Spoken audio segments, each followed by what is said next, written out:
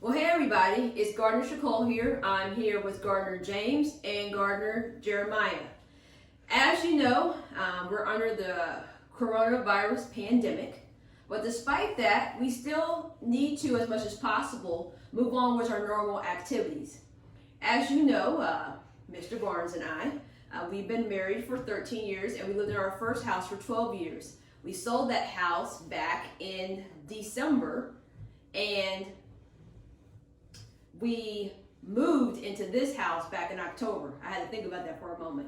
But when we were in our first house, we had a garden for 10 years, a decade. That's a long time.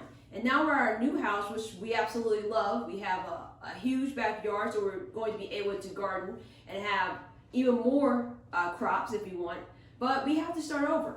And when we started our garden blog, I believe that was around 2014, we had already been gardening for a while, so we never got to document how you started gardening. What you guys have been able to see is just really us adding on to our garden and doing different gardening techniques and trying to maximize our space. And you've seen us take notebooks, and I've had, James and Jeremiah write down what they want to grow. But this time we had to start from scratch. One of the decisions my husband and I made were to leave our raised garden beds at our last house. And James expressed on Tuesday that he was upset about that. He's like, well, why couldn't we just take the stuff with us? And he was really upset about that. And I understand, because if we were at our house right now probably mint is probably growing because we left our mint behind. We had chives that we didn't take. We left that behind. We were able to take some of our perennial herbs, so we did take our sage, we took our thyme, oregano. I think that's all we took, and we actually put that in the front of our house. Today, we are on our electronic devices. I'm on my laptop and my sons are on their Chromebooks. In the past, we got into bed and I said, hey guys, we're gonna grow, we did some stuff. But honestly, even after I did that, I ended up typing that up into my Google Drive. And I said, this year, let's do this. Right now, my boys are at home. Governor Holcomb announced yesterday that schools will be closed through May 1st. At first, schools in Indianapolis were closed through, I think students were going to return Monday, April the 6th. Now we're closed to May the 1st. And honestly, I am an educator. I think it's possible that we could be closed for the rest of the year. Luckily, in the school district my boys attend, they already have a platform available for students to do things electronically. They use Canvas and they use Google Docs a lot. James, you did a project. You remember the project you did using Google Docs for reading? Yes, the Venus one. Right. So they use Google Docs a lot. Even with the home learning right now, I don't even really have to say, hey, this is how you log in. They grab their Chromebooks, they get on the Canvas, they do their stuff. So we can do this. So right now, I opened a Google Doc called Garden Planning 2020, and I shared it with my sons. They went into their email accounts today, and they pulled up the Google Docs, so we all are on it. This is the first time I think we've all shared a Google Doc together. Yeah. That was me and James. We've shared a lot. Oh, well, apparently Jeremiah and James shared Google Docs all the time, because I'm just not involved in it. Well, yeah. Yeah, a lot. So, okay. So I talk a lot about the fact that if you're going to grow something, you should grow something that you're going to eat. Because if you're growing something you don't like just for the sake of like, yeah, look guys, I can grow some radishes, but you hate radishes, that's kind of silly. Unless you're growing them for somebody that you're going to give it to. Now, if you're growing a bed of radishes because grandma really likes radishes and you're going to take them to grandma, that's cool. But if you're just growing it for the sake of getting an Instagram pic, don't do that. It's not worth your time. It's wasteful. Yeah, it's wasteful. You're just gonna go like, I hate this. Yeah, you're gonna take your picture and then stuff's gonna be trash. And he's right.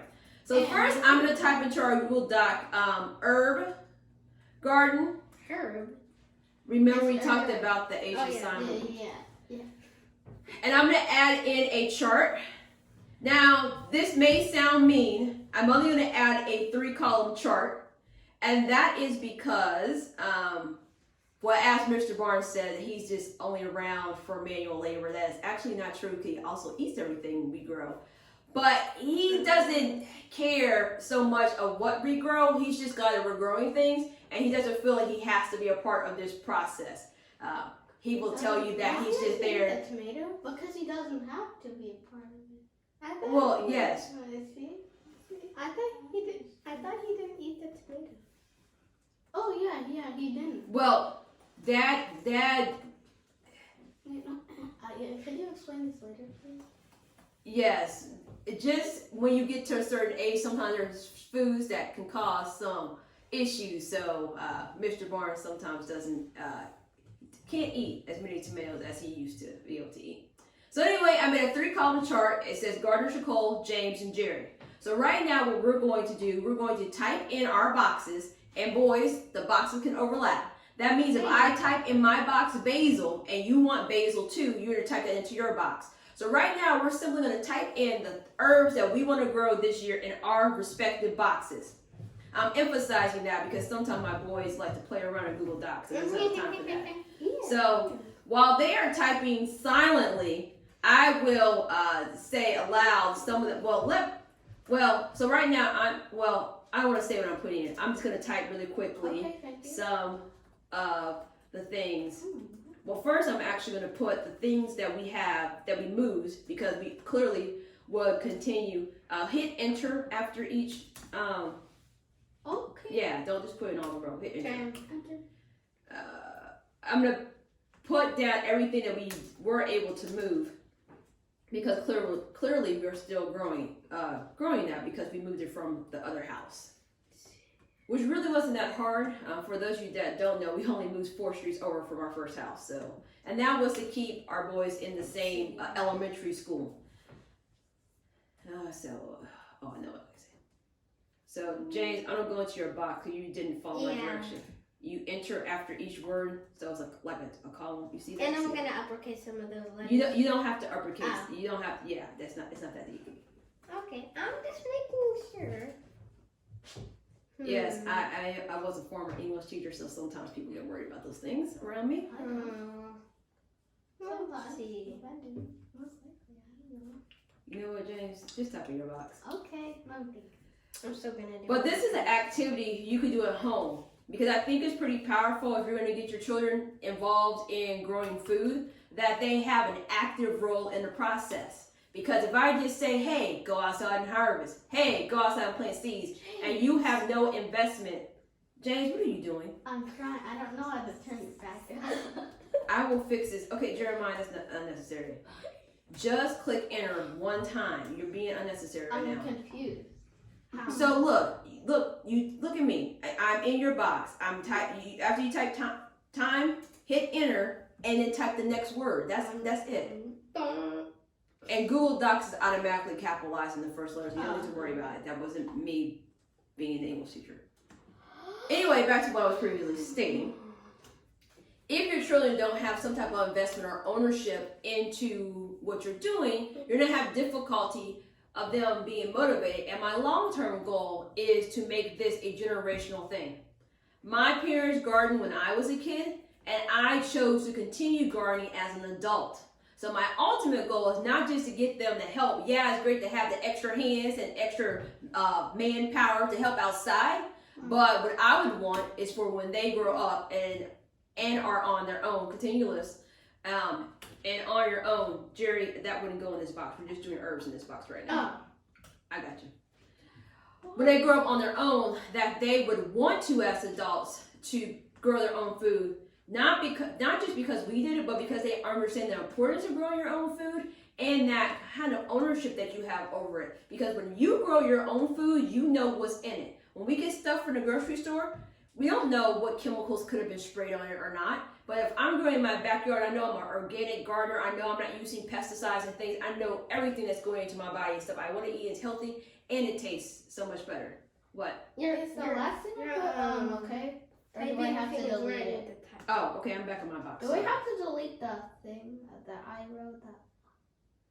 No, everything in your box is good. Oregano. Let me think about that. Oh, yeah. If you don't want oregano in your box, you don't need to worry about it.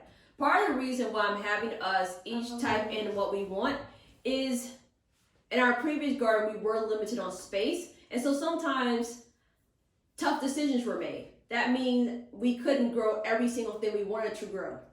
And if one particular item only one person really wanted, that may have had to get cut from the list. I'm imagining this year we may not have to do that, but it's a possibility. So far we have, so in my box I have sage, oregano, thyme, basil, mint. I actually want to add chives to my box. James has chives, mint, sage, thyme, lavender, oregano. I agree with the lavender. Actually, lavender should be in our box anyway. That was the other plant we brought over. We have lavender in our front. I forgot. knew it. And Jerry has thyme, mint, and Dang, chives. really, eh? We're not here to judge people. Oh, okay. So that's the first box. Now I'm going to go to the rest of the garden. The rest of our garden is like fruit and vegetables. And I'm going to make another 3-column chart. How do you make those? I'll show you later offline. Yeah. But I'm just simply going to copy and paste, and I'm going to delete what's in the boxes. So here's where we're going to type in any fruits and vegetables. So I'm just going to say rest of garden. And the other reason we divided it up like this is if you look back on our YouTube channel, I did a video to show you where the herb garden is going to go. Right now we're sitting in our eating kitchen, which I absolutely love. We got this kind of breakfast nook. I like it. But outside, there's a door right over here. When you step outside this door, and I did a video of this on our YouTube channel, I showed where I'm going to put the herbs because I literally want to be able to walk out the door, grab the herbs, and go right over there to my stove. Yes, you can put kale. Okay. Oh, okay. So this is where we're going to type in some of the things. Like right now I'm putting kale, spinach, definitely putting tomatoes because we always have tomatoes. There's never been a garden where we haven't had tomatoes. Well, I don't like them very much, but okay. And, well, that's fine. No, I still like them. And you also have to think, James, you got to think about the things that you can make with some of the stuff. So I know that you don't really particularly like to eat tomatoes by themselves, but you like ketchup, and we have made ketchup before. So if you want to make homemade ketchup, you would need to grow tomatoes. Yeah. And we all know you like spaghetti. The base of spaghetti sauce is tomatoes. So you don't just think about, do I like it in its natural form? Think about, do I also like what I can make with that item? Does that make sense?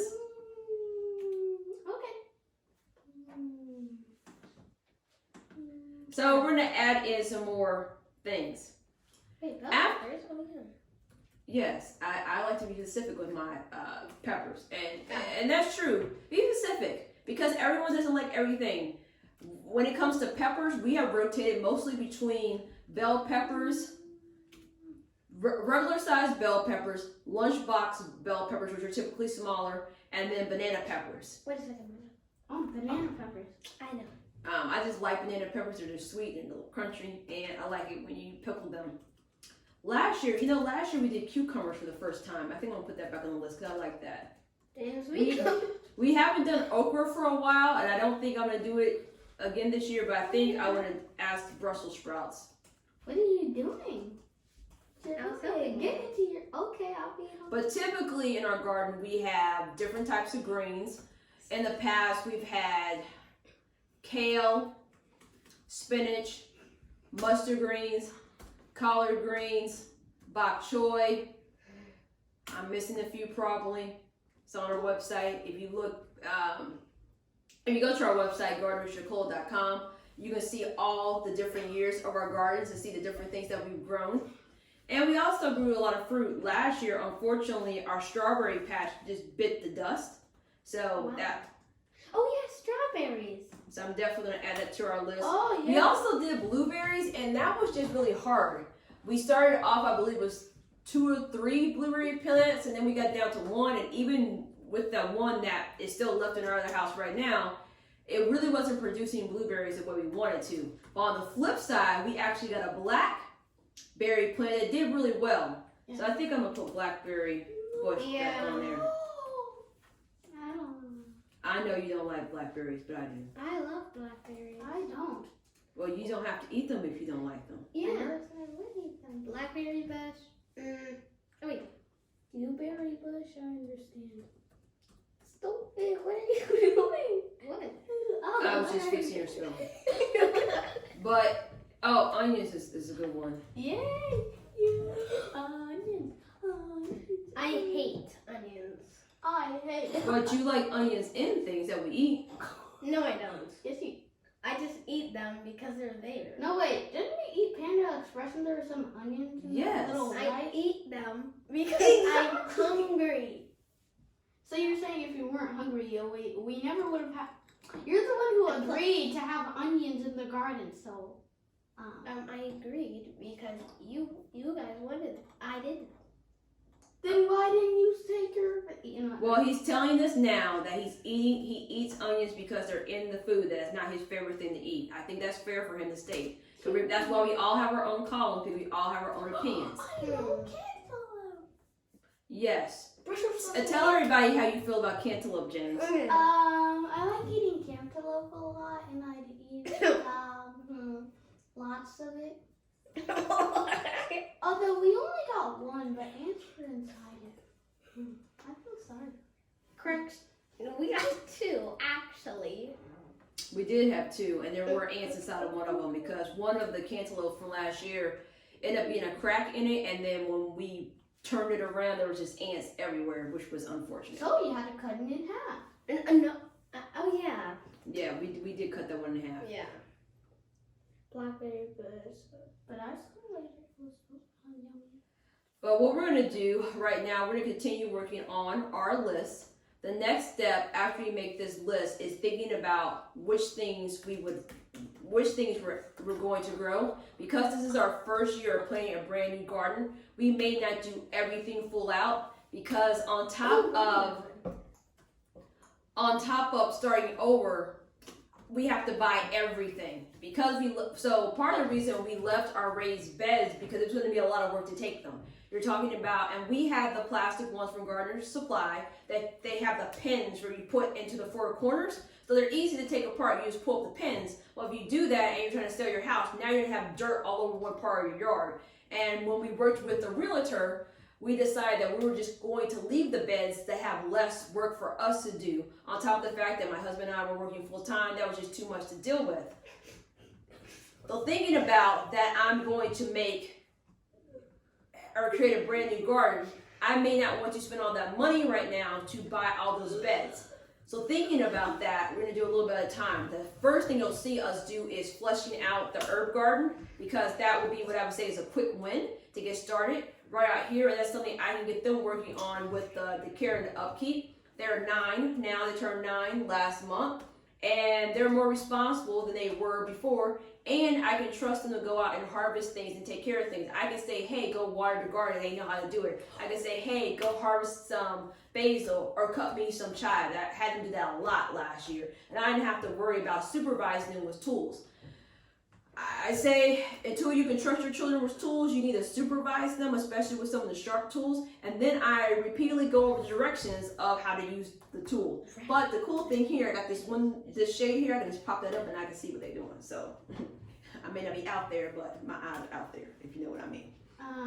So right now, we're going to continue making our list. The next step you'll see for us is consolidating our list down to decide which things we're going to plant this year. And then next, we have to talk about organization. And that is, okay, we have this much space, we have this much square footage. How many beds can we fit in this space? And then how many of these items can we fit within each bed? So that will be the next thing you'll see us plan. So, anyone can be a gardener. What? I'm confused.